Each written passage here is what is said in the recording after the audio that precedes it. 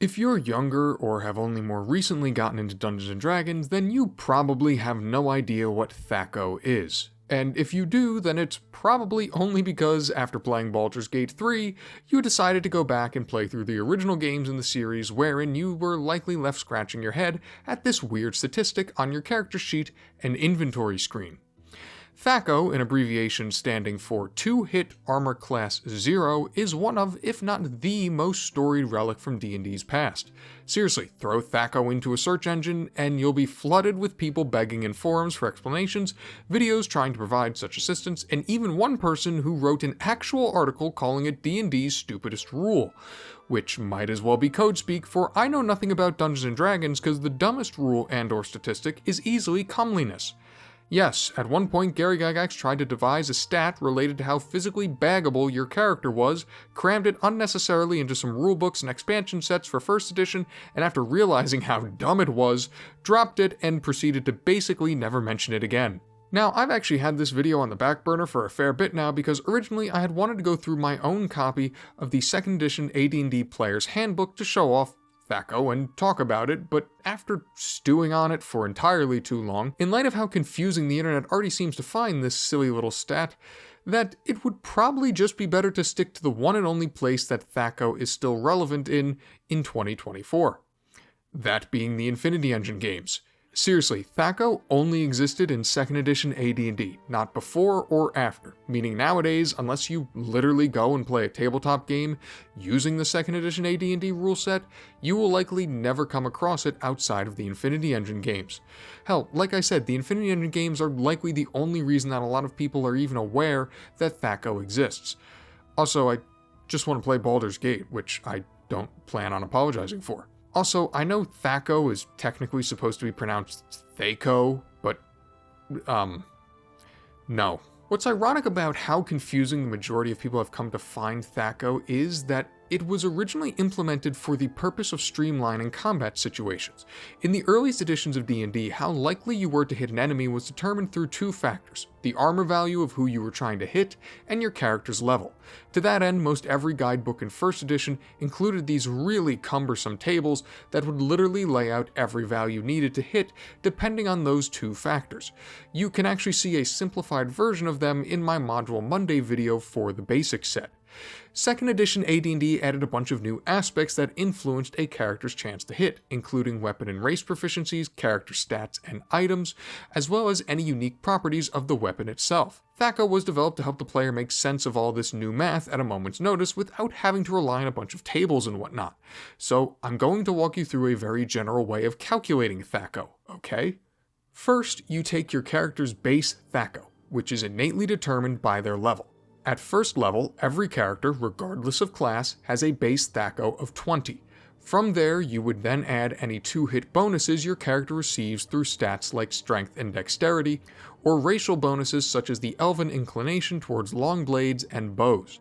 Of course, when I say add, I actually mean subtract, because 2nd edition AD&D works on a descending scale as opposed to an ascending one. So a level 1 fighter with a base THAC0 of 20 and a strength of 18, which confers a 2-point bonus to rolls to hit, would have a THAC0 of 18 were he to try and punch someone. Now, if he were to equip himself with a weapon that he's proficient with, he would garner another point of bonus, further lowering his THAC0 to 17. There are some other aspects that can either raise or lower a character's THAC0, namely certain terrain effects or armor-specific resistances, but both of those are rarer and more selectively applied. Now remember, this number of 17 is based around if your character were trying to hit an enemy with an armor class of 0. Chances are that a level 1 character is not going to be trying to hit someone decked out in full plate. So let's say this level 1 fighter we've created is trying to hit a much more appropriate enemy, a goblin boasting a measly armor class of 7. Sure. You would then take that 7 and subtract, and I do mean subtract it, from the THAC0, meaning our fighter needs to roll a 10 or better in order to hit this goblin. That is basically everything you need to know about calculating and understanding THAC0. Yes, that is quite a bit of math up front, but once you've actually calculated a character's THAC0, you've just got it, and in any given combat situation, for the most part, just need to subtract the enemy's armor class from that number in order to know what you need to hit someone. I would imagine, if I had to guess, that the developers decided to base this equation off an armor class of 0 because for most moderately leveled 2nd edition AD&D games and adventures, an armor class of 0 is basically when you can start admitting that you're pretty hard to hit. Doesn't mean you never get hit, but you can start stunting at that point. That way, THAC0 is able to represent the absolute highest you might have to roll in a lot of combat situations found in the level range for a lot of campaigns and modules which were developed for the rule set back in the day. Or I could just be talking out of my ass, because even the developers themselves have admitted that they don't really remember how THAC0 even came to become an integral part of the rule set. So yeah, there's that. Look, if you still find this all super confusing, then you can make it even easier on yourself by just considering THAC0 as a general idea of how good your character is at hitting things. It's kind of like the offensive version of armor class in that respect. Armor class on a base level is just a general idea of how hard your character is to hit. It's not entirely exhaustive or representative of every situation, but it does provide you with an idea of how you might stand up in most typical situations.